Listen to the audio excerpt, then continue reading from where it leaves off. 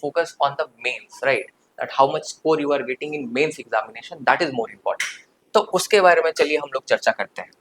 तो मेंस के अगर पेपर्स की बात करें तो एक तो आपका क्वालिफाइंग पेपर होता है, पेपर 1। क्वालिफाइंग पेपर में आपको मात्र 30 नंबर लाने होते हैं, अंग्रेजी और हिंदी होता है।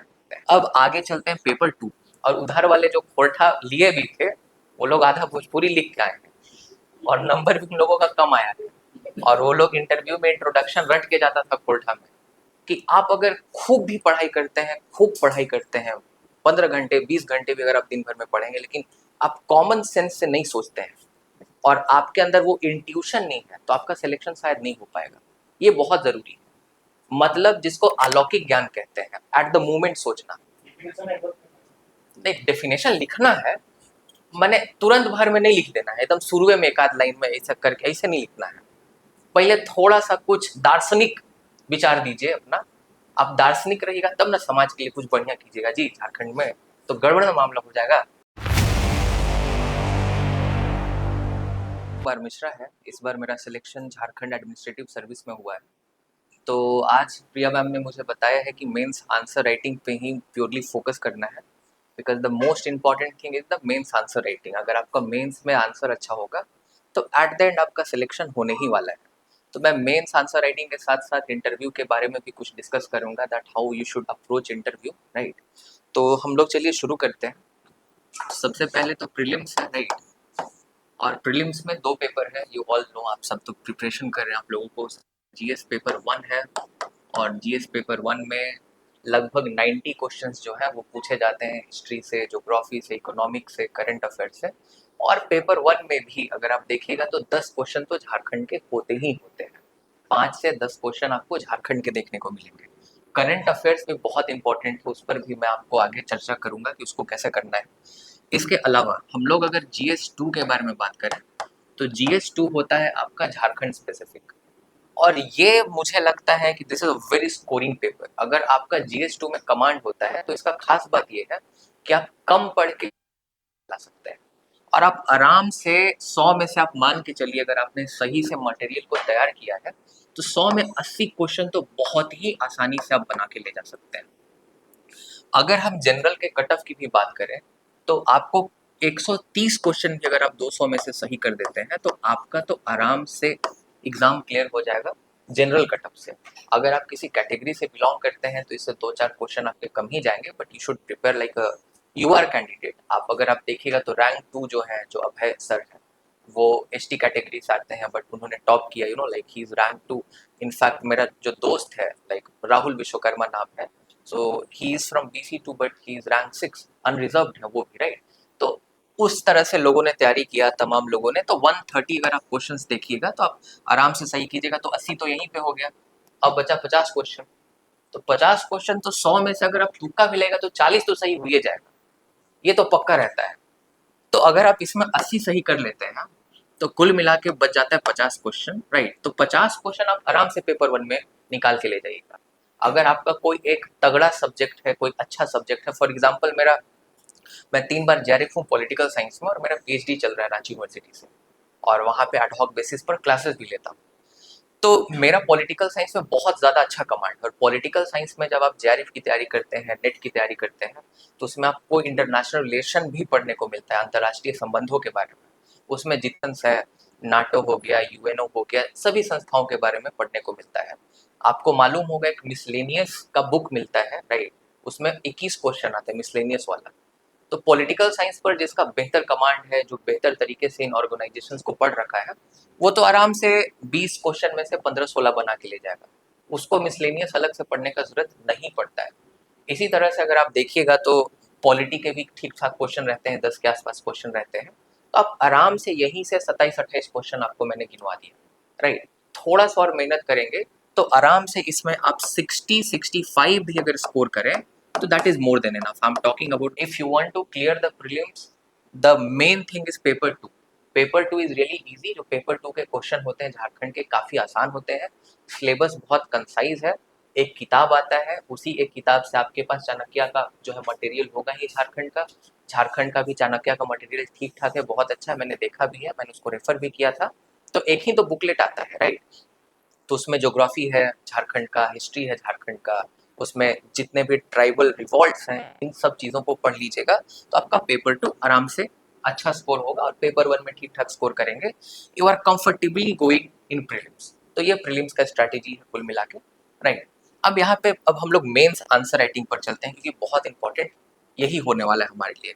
Because if you are getting 200 out of 200 और प्रीलिम्स में आपने क्या स्कोर किया फर्क ही नहीं पड़ता उससे। At the end you have to focus on the mains, right, that how much score you are getting in mains examination, that is more important. तो उसके बारे में चलिए हम लोग चर्चा करते हैं।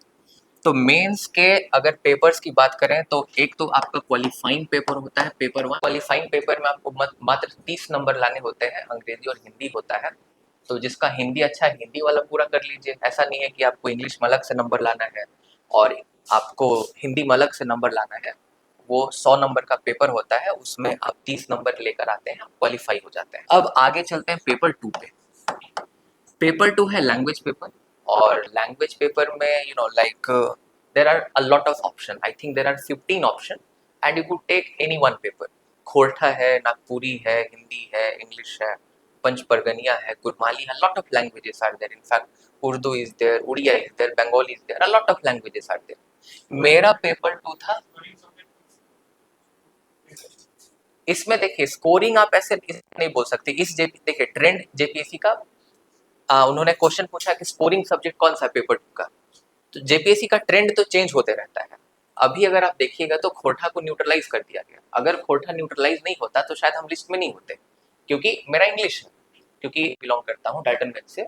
तो मुझे तो खोरठा आता नहीं, मैंने ट्राई भी किया खोरठा सीखने के लिए, but I didn't get that, तो मुझे समझ में ही नहीं आया। तो मेरे जो है पिताजी ने, घर वालों ने बोला कि भाई नया भाषा तुम 2 महीना में सीख नहीं पाओगे, so go for English, your English is good, आपका अंग्रेजी अच्छा है, आप अंग्रेजी ही लें, जो होगा ऊपर वाले के हाथ में। तो अंग्रेजी में मुझे ठीक ठाक नंबर मिले। बाकी जितने लोगों ने पलामू से खोरठा लिया, जो सिलेक्टेड है अभी, इनफैक्ट झारखंड फिनांस सर्विस में है, झारखंड एजुकेशन सर्विस में है, तो उन लोगों को किससे नहीं नहीं, वो ऐड होता है लैंग्वेज में। पेपर 2 ऐड होगा। लैंग्वेज जो होता है पेपर 2 का, पेपर 1 जो है ये क्वालिफाइंग होता है, इसका ऐड नहीं होगा। जो पेपर 2 होता है, जो भाषा है, क्षेत्रीय भाषा का पेपर, उस क्षेत्रीय भाषा में अंग्रेजी हिंदी लेने का भी ऑप्शन है आपके पास।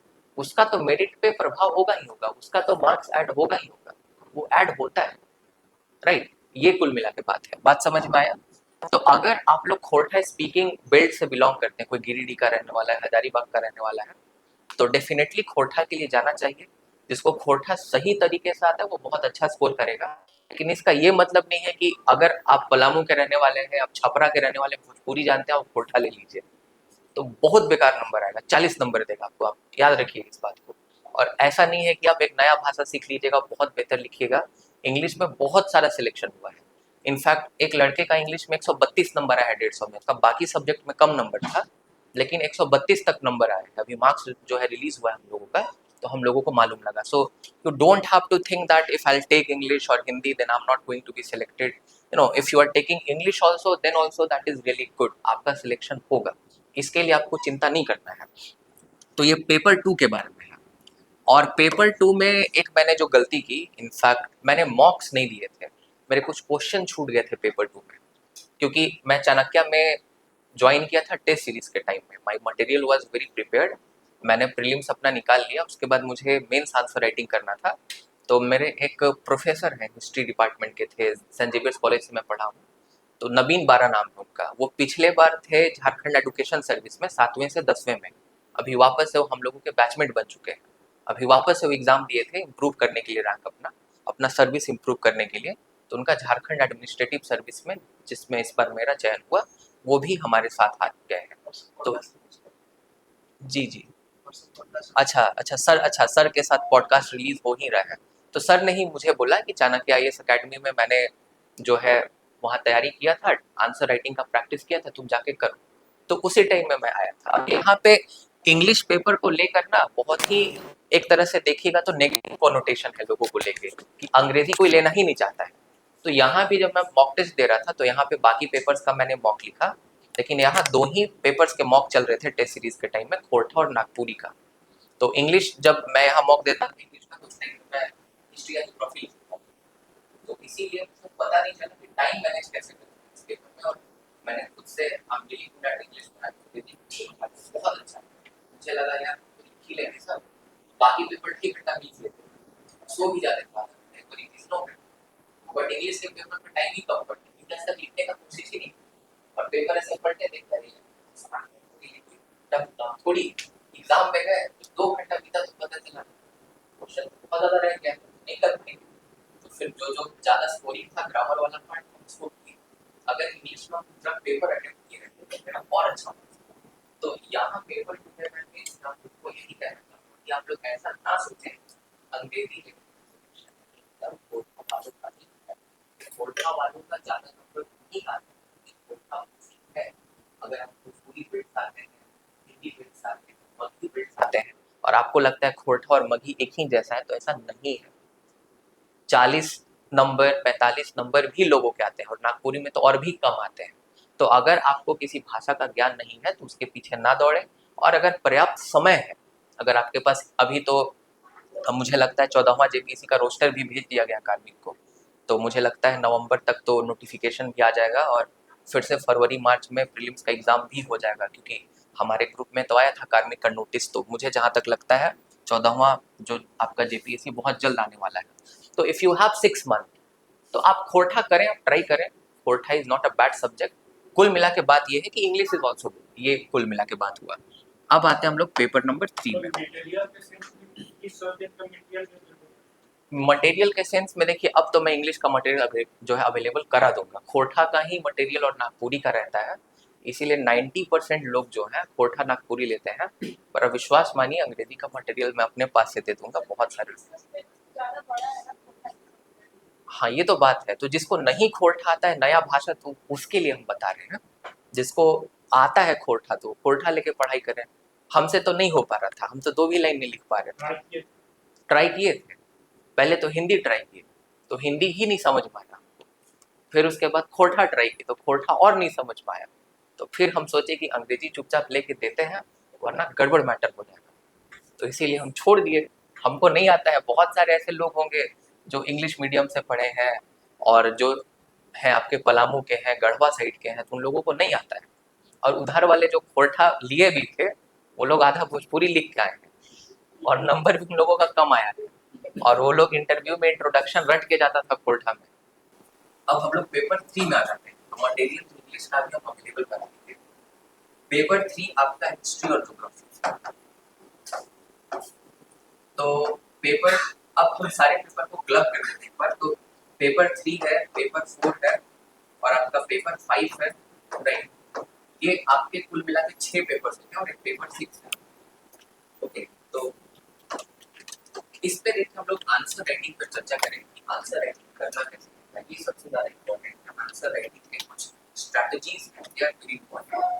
एक चीज और मैं बता दूं, सिविल सर्विसेज की प्रिपरेशन एक चीज पता चला जो है मुझे महसूस हुआ कि आप अगर खूब भी पढ़ाई करते हैं, खूब पढ़ाई करते हैं, 15 घंटे 20 घंटे भी अगर आप दिन भर में पढ़ेंगे, लेकिन आप कॉमन सेंस से नहीं सोचते हैं, और आपके अंदर वो इंट्यूशन नहीं है, तो आपका सिलेक्शन शायद नहीं हो पाएगा।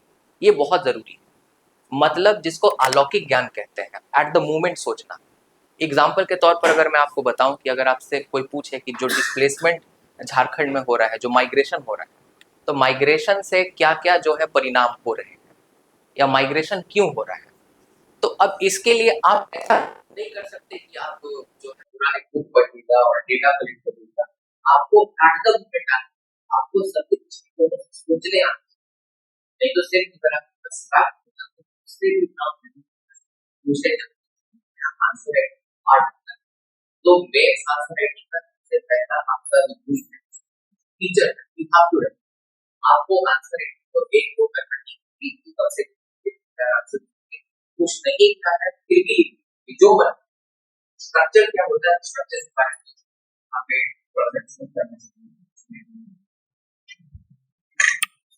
ये मैं सबके लिए बता ऑल द साइंस।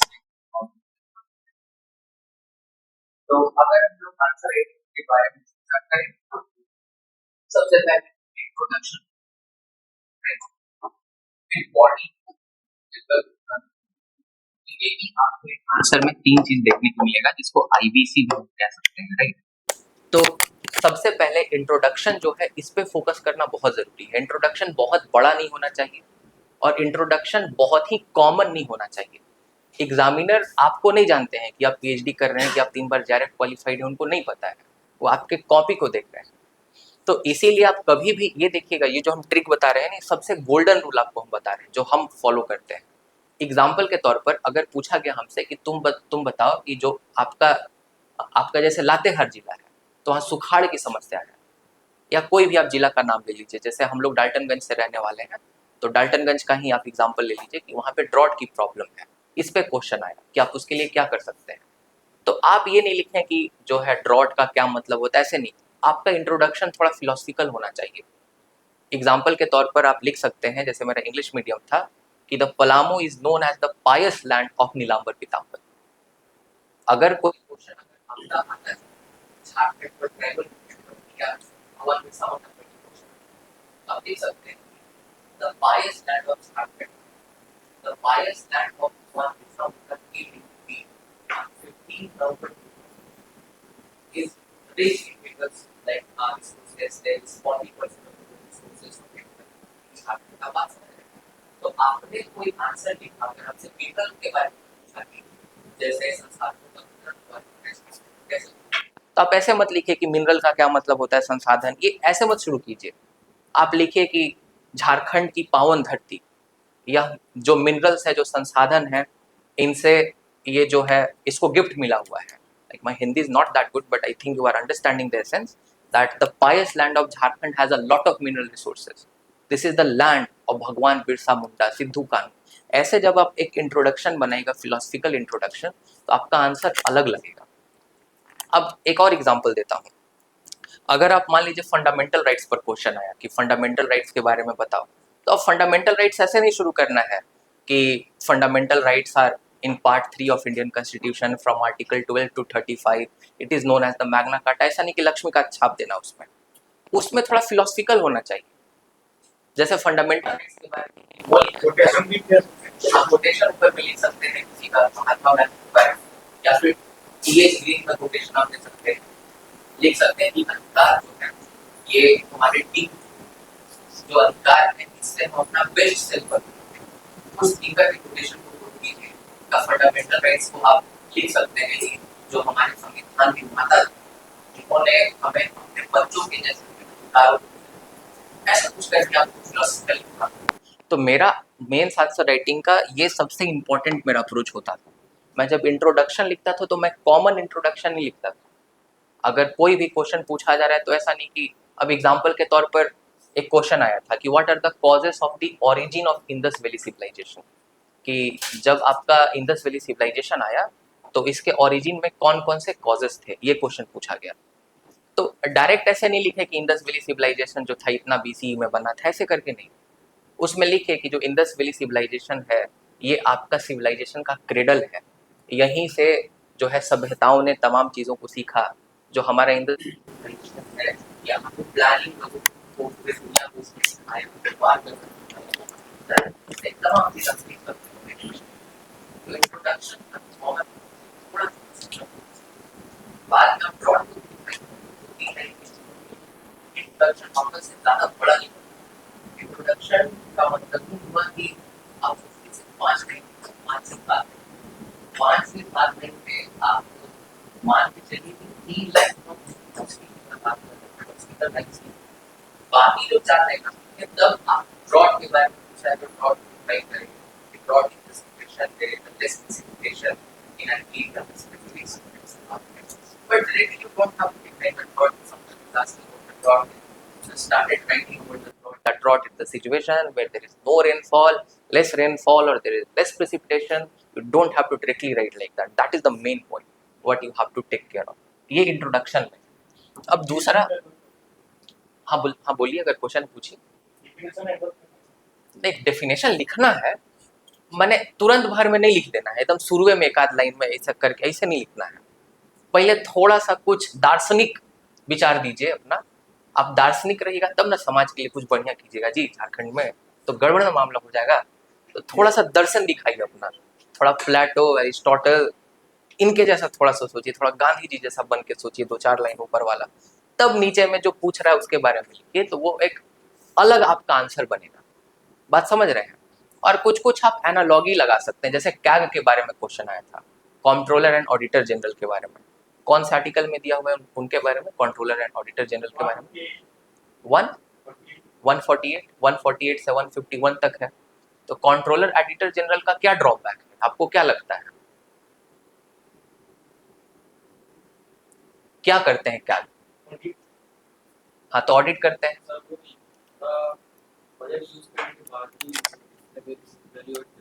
हाँ, तो ऑडिट करने के बाद वो फिर कहाँ जाता है? क्या क्या किसको देते हैं उसको? हाँ, प्रेसिडेंट को देते हैं। प्रेसिडेंट कहाँ देते हैं? पार्लियामेंट को देते हैं। अगर मान लीजिए कि कैग को मालूम लगा कि कुछ गड़बड़ी हुआ है, जो रिसीट हुआ, जो रेवेन्यू में जो अकाउंटिंग हुआ, ऑडिटिंग हुआ, उसमें गड़बड़ हुआ है, तो कैग क्या कर सकता है? कैग के पास कोई डिटरेंस पावर है, कोई पनिशिंग पावर है? सजेस्ट कर सकते हैं, किसी को पनिश कर सकते हैं। तो ये तो वही हुआ ना कि कार आप दे दी, उसमें पेट्रोल लेना, बंदूक आप दे दिया, बुलेट नहीं, गोली नहीं। बात समझ रहे हो? have given a lot of power to the cat, that is the constitutional body. But what if someone is not obeying the cat, or what if it's governed by it? Then what action the cat can take? Nothing. He can't do it. He can just do that one, isn't it? So isn't it that is the drawback? So the question क्या है? मैंने इसमें लिखा कि the post of cat in our India is like the gun without bullet. हाँ, तो आप कर सकते हैं, एनालॉजी हम लिख सकते हैं, हम लिख सकते हैं कार विदाउट इंजन, आप लिख सकते हैं, राइट? तो ये कुल मिला के बात आपको खुद से सोचना पड़ेगा, कहाँ पे आपको लिखा हुआ देखने को मिलेगा, लक्ष्मीकांत जी नहीं लिखा हुआ है, आपको टीचर से पढ़ना है, आपको सोचना पड़ेगा, तब आपका जाके आंसर होगा। आप बात समझ रहे हैं? आप जितने चीजों को कंपेयर कीजिएगा, इसको कंपेरेटिव अप्रोच है, आप चीजों को समझाने की किसी को कंपेयर करते हैं। अगर आपको इंडिया के सुप्रीम कोर्ट के बारे में पूछा गया, आप 2-4 लाइन आप अमेरिका के सुप्रीम कोर्ट के बारे में लिख दीजिए, कंपेयर कर दीजिए उसके बारे में। हाँ, दे सकते हैं, बिल्कुल दे सकते हैं, ये सब भी दिया जा सकता है। तो ये ज्यादा इम्पोर्टेंट जो है होता है। बात समझ पा रहे हैं? हाँ, कुछ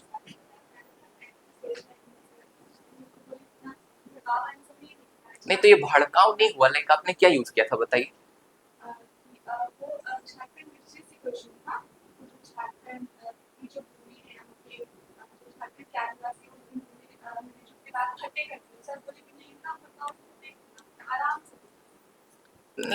लिख सकते हैं, कोई दिक्कत का बात नहीं है। अंग्रेजों के दांत खट्टे कर दिए, बिल्कुल किए, बिल्कुल किए। भगवान बिरसा मुंडा ने किया, सिद्धू कान्हू जी ने किया, बिल्कुल किए।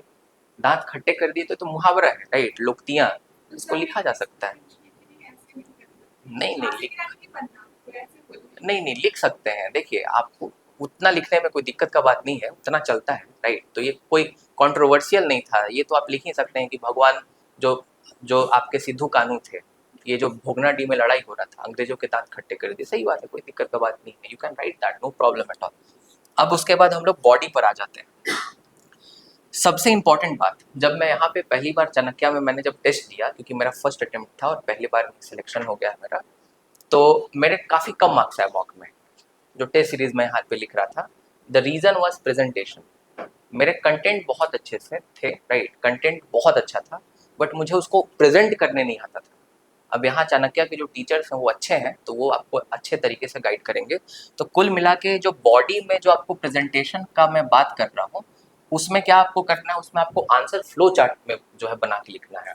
जैसे आपने यहाँ पे अगर आपने फंडामेंटल राइट्स नहीं लिखा, तो ऐसा नहीं कि पैराग्राफ में ऐसे ऐसे करके लिखना है, आपको फ्लो चार्ट बनाना है।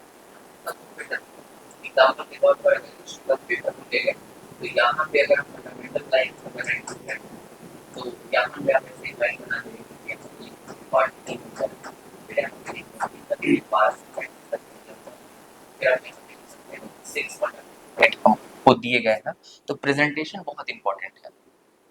क्यों फंडामेंटल राइट हमारे कॉन्स्टिट्यूशन में लाया गया, तो आप लिख सकते हैं, टॉपिक दे सकते हैं, जो भी चीज़ आप लिखे रेगुलर बॉक्स में अंडरलाइन करें इंपॉर्टेंट चीज़ों को, ये सब बहुत इंपॉर्टेंट होता है, ये सब प्रेजेंटेशन में आता है। जैसे अगर आप लोग कोई हिस्ट्री बैकग्राउंड के होंगे, जेवियर कॉलेज से होंगे या कहीं से भी, तो आप लोग जो है बड़ा बड़ा पैराग्राफ दो बीता का लिखते होंगे ग्रेजुएशन में, खूब नंबर मिलता होगा, वैसे नहीं मिलता है यहाँ पे। ये मैंने यहाँ से सीखा, ये तो पूरा का पूरा क्रेडिट यहीं चाणक्य को ही जाता है, because I had good knowledge, बहुत अच्छा कंटेंट था मेरे पास, बट मैं पैराग्राफ बना के लिखता था, क्योंकि मैं DU से पढ़ा हूँ मास्टर्स में, तो वहाँ भी खूब लिखना पड़ता था, पूरा पेज भरते थे, लेकिन उस तरह से यहाँ नहीं चलता है। तो ये एक चीज़ नया है जो कि मैंने प्रिपरेशन के दौरान सीखा। आप अलग अलग तरीके के फ्लो चार्ट यूज़ कर सकते हैं। आप जैसे एक रेक्टेंगल बॉक्स यहाँ पे बनाए, तो आप यहाँ से चीज़ों को, ये बॉक्स में से इस तरह का एक चार्ट यूज़ कर सकते हैं, ऐसे करके लिख सकते हैं। आप एक सर्कल बना सकते हैं। अगर एग्जाम्पल के तौर पर आपसे पूछा गया कि what are the elements of governance, तो 8 एलिमेंट होते हैं, वर्ड का होता है, यहाँ पे एलिमेंट्स गवर्नेंस करके यहाँ पे ऐसे 8 चार्ट्स बनाए, दैट्स गुड। पर बनाने ही, और ये आप सोच कर अपनी स्टार्टिंग में बनाए while writing your answer, but धीरे धीरे आपको प्रैक्टिस हो जाएगा, और प्रैक्टिस हो जाएगा तो वो आपके अंदर से इम्प्लिसिटली बाहर आएगा, आप खुद से, आप एफर्ट के बिना उस चीज़ को कर पाएंगे। तो ये आंसर राइटिंग में दूसरा पॉइंट। तीसरा इम्पोर्टेंट पॉइंट जो पूछा गया है उसी के बारे में आप कंपेयर कर सकते हैं। ये नहीं मैं कह रहा हूँ कि अगर एरिया स्क्रीन को बाकी can't write about things, but don't write about things. You may compare the hypothesis. Maybe अगर आपको रीड पर तो रीड का मतलब है हाई कोर्ट का डिफरेंशियल। क्या अंतर है हाई कोर्ट और सुप्रीम कोर्ट के रीड जुरिडिक्शन में?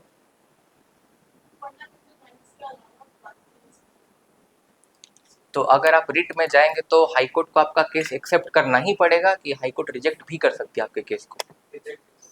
रिजेक्ट भी कर सकती है।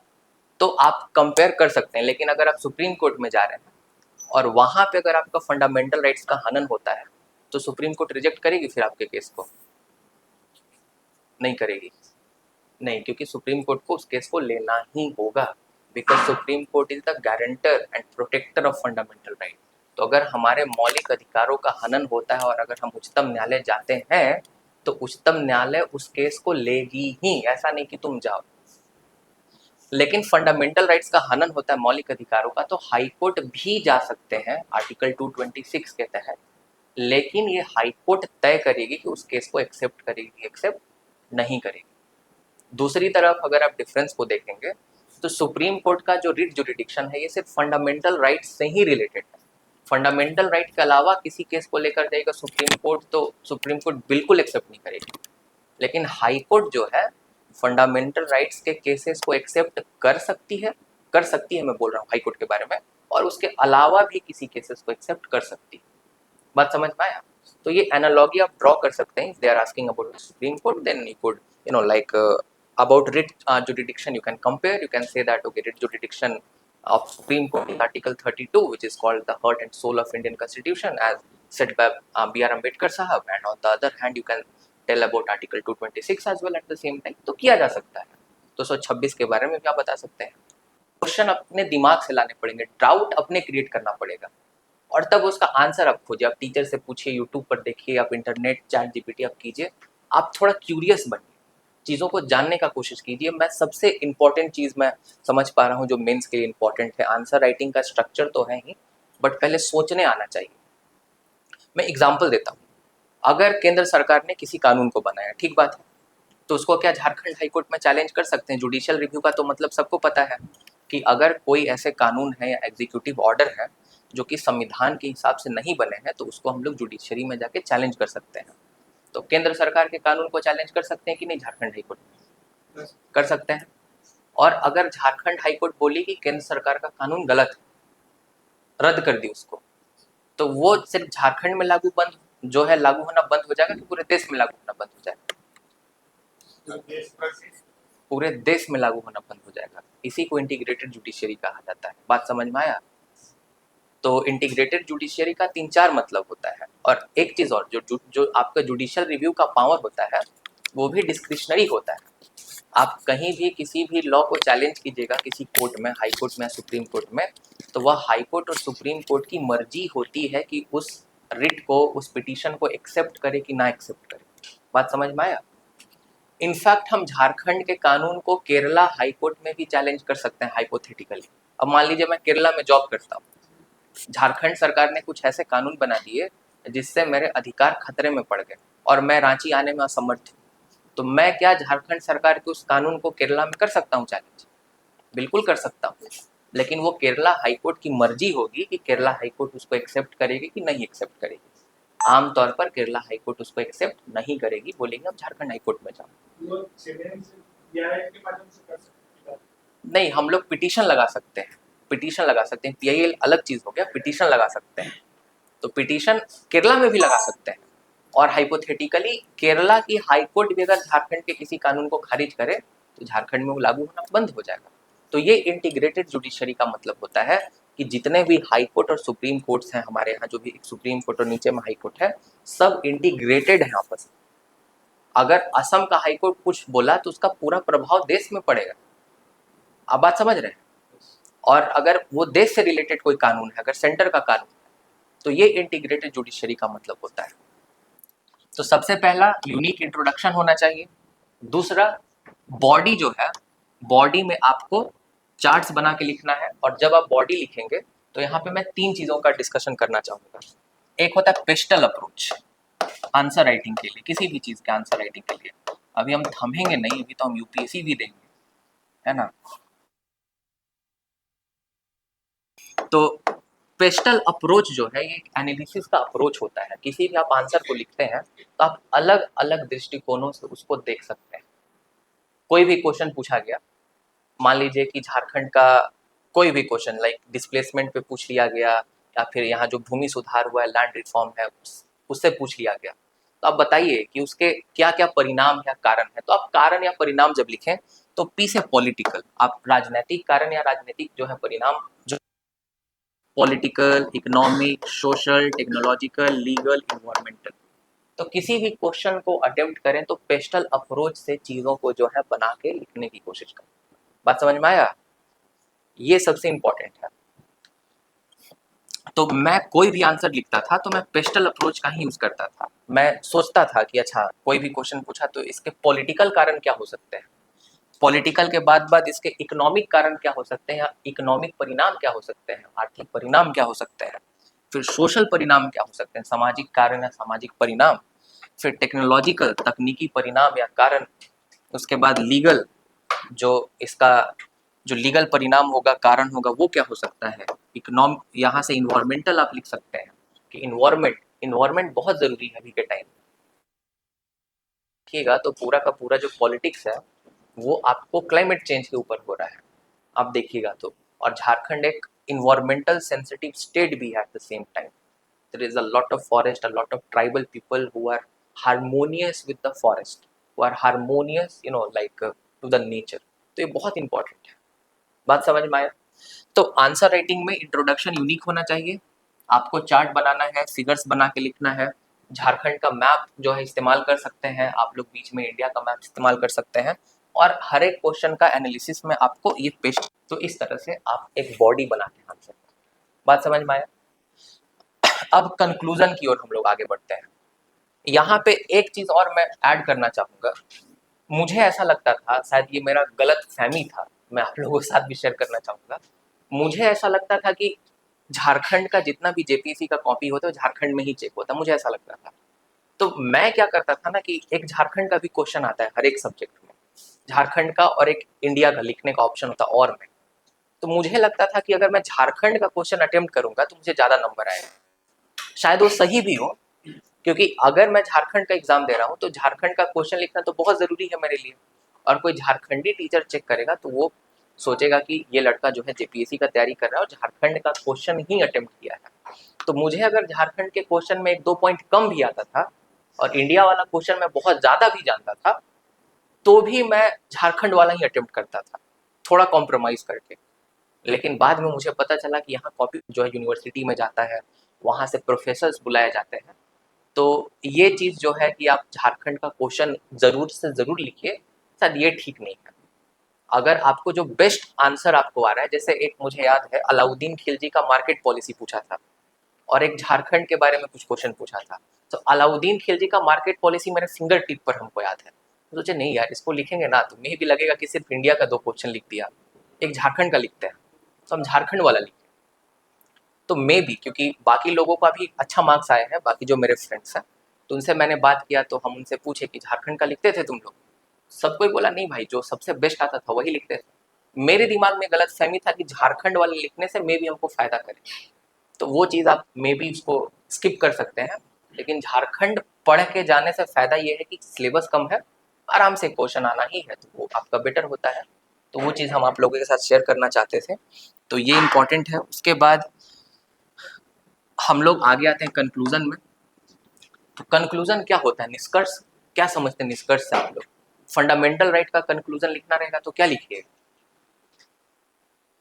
मान लीजिए क्वेश्चन पूछा गया कि एनालाइज द फंडामेंटल राइट्स या the impact of the fundamental right on freedom of religion, तो क्या लिखिएगा इसका कंक्लूजन में? निष्कर्ष माने क्या?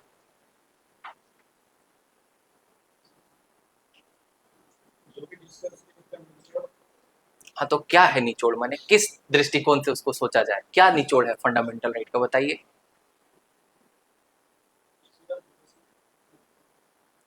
किसी का वायलेशन नहीं करना चाहिए, किस चीज का? देखिए, 2-3 चीजें पहले ध्यान रखिएगा। जब पहली बार जेवियर में गया तो सेमेस्टर 1 में जब हम कंक्लूजन लिखते थे तो ऐसे लिखते थे कंक्लूजन, और तब उसके बाद देते थे नीचे में ऐसे लाइन, और तब ऐसे देते थे कोलोन, और तब कंक्लूजन लिखते थे। ऐसे नहीं लिखा जाता है। जो कंक्लूडिंग पैराग्राफ होता है उसका कुछ अपना फीचर होता है। कंक्लूडिंग पैराग्राफ अगर आप अंग्रेजी में लिख रहे हैं तो आप लोग लिखते हैं to conclude, hence, in nutshell, in summary. ये सब वर्ड्स जब आ जाता है तो एग्जामिनर समझ जाता है कि लास्ट पैराग्राफ है और यहाँ पे कंक्लूडिंग जो है ये आपका पैराग्राफ है। बात समझ में आया? तो ऐसा नहीं कि कंक्लूजन लिख के लाइन खींच के ऐसे इसको सर्कल वर्कल करके तब ऐसे लिख रहे हैं, ये बहुत ही गंदा अप्रोच होता है कंक्लूजन लिखने का, ऐसे नहीं लिखा जाता है।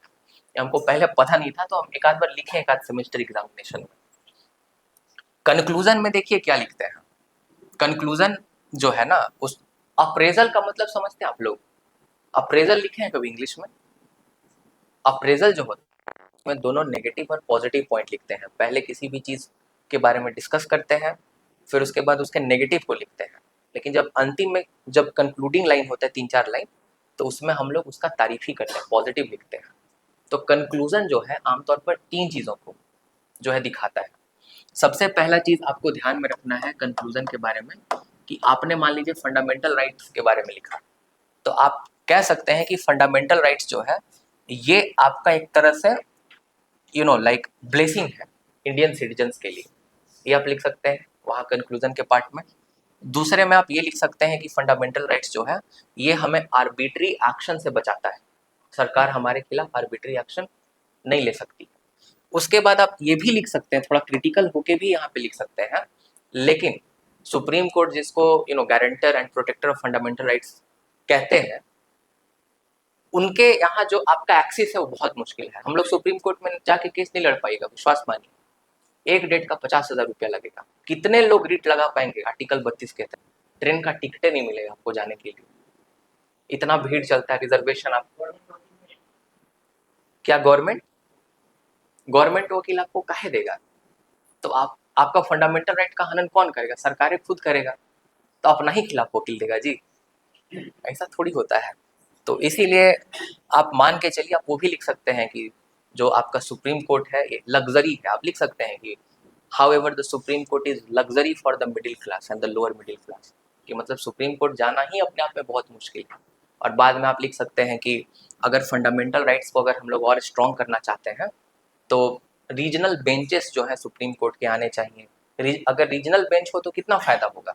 सुप्रीम कोर्ट के आर्टिकल्स पढ़िएगा तो प्रावधान है कि चीफ जस्टिस जो है प्रेसिडेंट के साथ कंसल्ट करके रीजनल बेंच बिठा सकते हैं। जैसे सुप्रीम कोर्ट दिल्ली में बैठती है, अब कोई केरला से दिल्ली है तो कितना मुश्किल होगा, लेकिन वही अगर रीजनल बेंच आपका कहीं बैंगलोर में बिठा दिया जाए तो केरला वाले को आसानी हो जाएगा, 3-4 राज्य को। इसी तरह से कोलकाता में रीजनल बेंच होना चाहिए, एक गुवाहाटी में रीजनल बेंच होना चाहिए, एक अहमदाबाद में होना चाहिए। तो चारों तरफ रीजनल बेंच हो, कुछ जजेस आ जाएं, तब जाके बेटर होगा। बात समझ रहे हैं? ई कोड तो देखिए कर सकते हैं, बट उस तरह से अभी तो कोड्स हमारे फंक्शन नहीं कर रहे हैं, उसके लिए तो कानून में होलसम चेंज करना पड़ेगा, ओवरऑल चेंज करना पड़ेगा होलसेल में, तो वो तो पॉसिबल नहीं होगा। लेकिन सबसे प्रैक्टिकल अप्रोच देना है, मतलब खतरनाक वाला फिलोसफी नहीं दे देना है जो पॉसिबल ना हो। पॉसिबल ये हो सकता है कि रीजनल बेंचेस जो है हम लोग बना सकते हैं। गुवाहाटी में बेंच बना दिए, कोलकाता में बना दिए, तो झारखंड वाला कोलकाता आसानी से जा पाएगा, तब ना जाके फंडामेंटल राइट्स का प्रोटेक्ट होगा। अब ये चीज़ आपको बुक में नहीं मिलेगा, ये चीज़ आपको खुद से सोचना पड़ेगा, सोचिएगा तभी। नहीं नहीं, निष्कर्ष में डायग्राम नहीं बनाते हैं, बॉडी में बनाते हैं।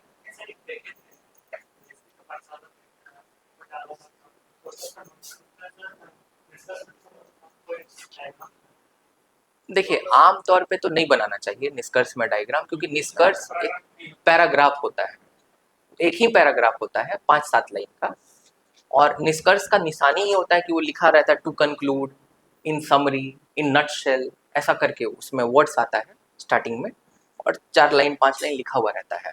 उसको बॉक्स आप कर सकते हैं, जैसे आप लिखे ना टू नटशेल ऐसा करके आप 4-5 लाइन लिखे, तो आप निष्कर्ष आप ऐसे बॉक्स कर सकते हैं उसको, ये कर सकते हैं। डायग्राम तो नहीं बना सकते आपको, जहाँ तक लगता है मेरे नॉलेज के हिसाब से।